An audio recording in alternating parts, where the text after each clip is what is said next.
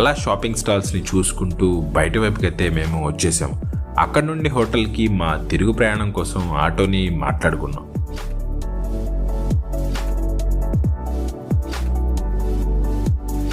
ఆ బీచ్కి దగ్గరలో ఉన్న స్టాల్స్కే అబ్బో అనుకున్న నాకు ఈ బీచ్ రోడ్డు వెంబడి మొత్తం స్టాల్సే ఉండడం చూసి మైండ్ అయితే పోయింది.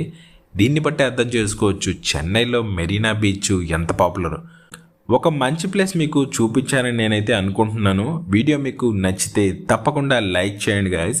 మరిన్ని మంచి మంచి ప్లేసెస్ చూడాలనుకుంటే తప్పకుండా మన ఛానల్కి సబ్స్క్రైబ్ చేసుకోండి guys. Thank you so much for watching.